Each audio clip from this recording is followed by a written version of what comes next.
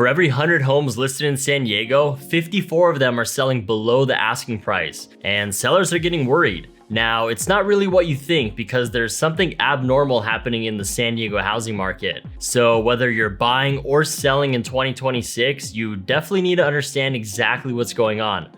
All right, let's get into it. Now, I'm gonna show you how there's basically two completely different things going on right now, and it's unlike anything we've ever seen before. So the first big shift we're seeing is that all those starter homes that families used to rely on, well, they're basically gone. But at the same time, properties priced over $2 million are selling extremely well. We're seeing the median price in a lot of these luxury neighborhoods continue to go up. Meanwhile, single family homes listed under $700,000 have pretty much disappeared. So if you're a first time home buyer, you're probably fighting over a very small number of properties. And if you're looking at the luxury price points, you're actually gonna have a lot more competition right now. And here's something wild that I'm gonna get to later. There's some hidden costs that makes this whole divide even worse, and now the middle is really getting squeezed out. All right, now let's jump into a huge change that I'm seeing, which is the condo situation. And this is where things get really interesting. So the median condo price in San Diego County just dropped to $659,000, which is actually lower than it was back in 2024. And I know that might sound like a win, but buyers aren't celebrating. They're actually running away from aging condos. I'm talking about buildings that are 30, 40, 50 years old. These are officially hitting a wall. Owners of these condos are in a massive rush to sell, but they're met with zero urgency from buyers. Now, a huge part of this is because there's a fundamental shift in how these buildings are regulated and insured. New state laws now require costly structural inspections for things like balconies and decks, and the maintenance on these older buildings is only going up. Also, if the condo association hasn't saved enough for big repairs, they're hitting owners with massive assessments. I'm talking a few $1,000s per unit for things like the roof, plumbing, or any other major repairs. On top of that, you're getting HOA fees that have doubled or even tripled from a few years ago, so those costs really start to add up. I've seen countless deals fall apart because once all the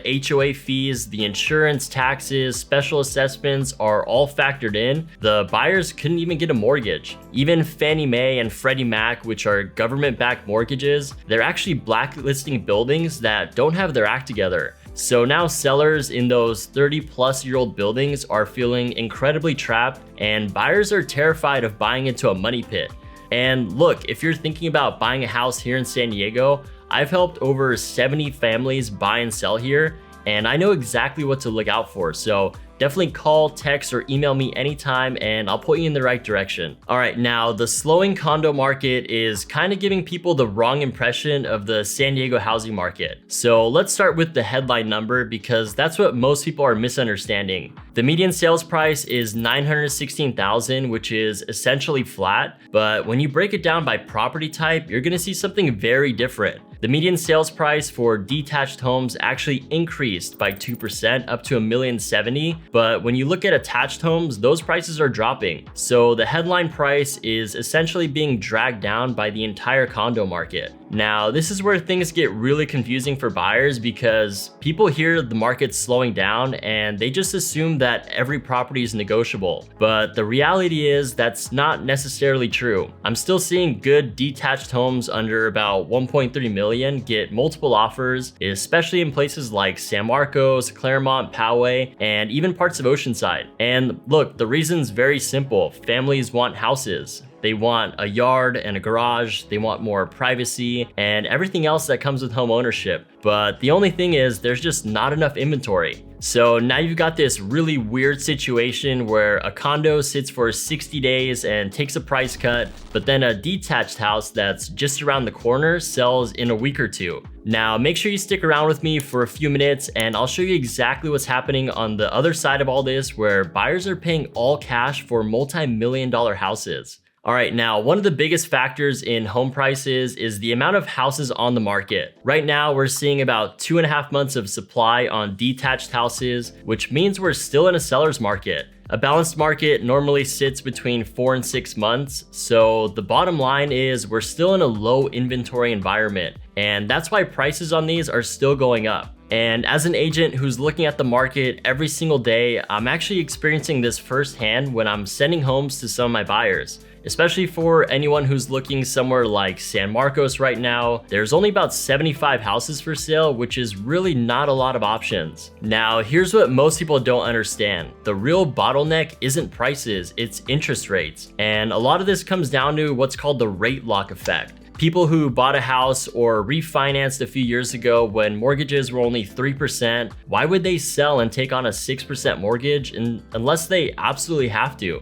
I have friends that would love to upgrade their houses, but the current interest rates are making it really tough to do that. And really what that does is it keeps a significant number of homes off the market, and that probably isn't changing anytime soon. So I think the low inventory environment is going to be the new normal for a while. And I think people are underestimating how stuck homeowners feel right now, because if you think about it this way, let's say someone bought a house in 2020 for $800,000 with a 2.8% interest rate. Their payment might be around $3,500 a month. Now, let's say they decide to sell their house, and even if they buy something for the same price, their payment is almost double. So even if people want to move, they have to stay where they're at. And look, the biggest mistake I'm seeing right now is buyers are waiting for the perfect time, and everyone thinks the market's going to have this really obvious moment when rates drop and prices drop and the competition just disappears.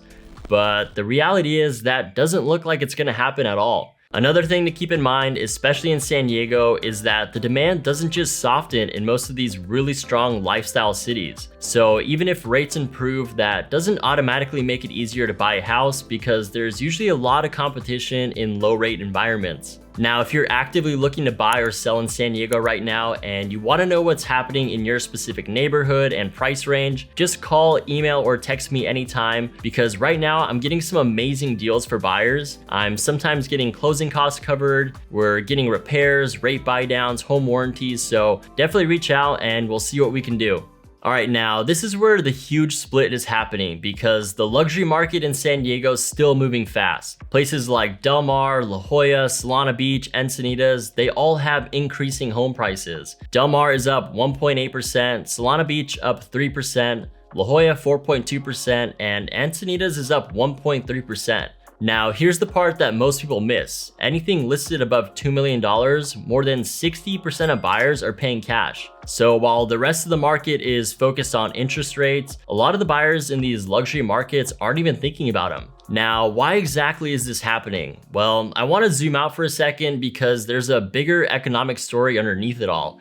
And once you understand it, you're going to see why the housing market is splitting. So let's talk a little bit about the K-shaped economy. Now, if you don't know what that is, just picture the letter K with both arms starting in the same position. Then one goes up, the other goes down. So if you think about the upper arm representing the higher income households and the lower arm represents everyone else. Now, since about 2020, the two arms have been moving in completely opposite directions. And here in San Diego, you can see that happening in the housing market. Now, one thing that's driving this disparity is the stock market. It's been on a multi-year bull run, returning 26% in 2023, 24% in 2024, and 17% in 2025. So those back-to-back returns have massively boosted wealth. And when people's portfolios grow by that much, they want to park it in something real, like a $4 million house with an ocean view. And look, that's the reason why the luxury market's blowing up right now. These buyers aren't really shopping based on monthly payments, they're shopping based on lifestyle and where they want to park their money. And if you really think about it, there's only so many oceanfront properties and they're hardly building any more of them. So even when some markets slow down, the demand for these trophy properties stays strong. All right, so this is obviously a lot of information, but what exactly does it mean if you're trying to buy a house right now? Well, what you gotta understand is that you're basically shopping in three completely different markets, and your strategy isn't always gonna be the same. Now, if you're looking at condos, especially at some of the older buildings, you're gonna have some real leverage. You just definitely gotta make sure the condo's in a well-run building that has a lot of reserves to cover any major repairs. You can also negotiate pretty hard on these, so make sure you ask for closing costs or repair credits, rate buy downs, and usually the seller's gonna accommodate. So definitely make sure you do your homework on the building first, and that's exactly where I come in,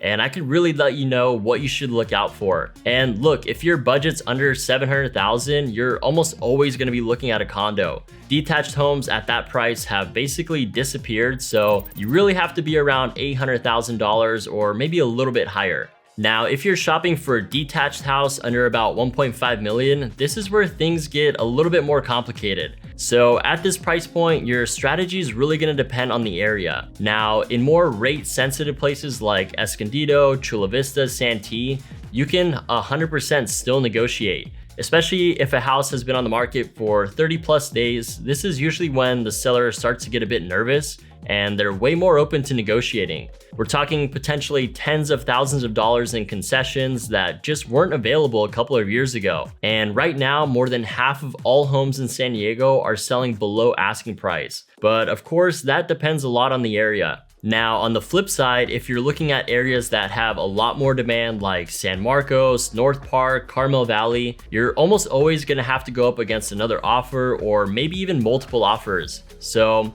at this point, you gotta be pretty quick to jump on anything you like, and you're probably gonna have to make a full price offer. Now, anything over 2 million, especially in places like La Jolla, Solana Beach, Del Mar, these are part of that luxury market that I talked about earlier. All of these places are going up in price and many of them are cash buyers. So the market's definitely moving fast right now and you wanna jump on them pretty quickly. Sometimes even if you wait a couple of days, you might have missed your window and now there's 2 other offers the seller's looking at. And look, it doesn't always come down to price, but it's how you structure the deal. So price, along with your terms, your deposit, contingency periods, all those things can make a big difference. You also want a buyer's agent who's communicating with the listing agent and really selling them on why they should go with your offer. Especially if you're looking in a competitive area, you definitely want someone who knows how to do that. There's been so many times where the listing agent told me they're going with my offer just because of my communication. And honestly, that matters way more than you might think. Especially if a seller is looking at 3, 4, maybe even 5 different offers, they want to know which buyer is going to actually close the deal. And if the listing agent can't get a hold of the buyer's agent or the contract's missing information, that's going to be a huge red flag.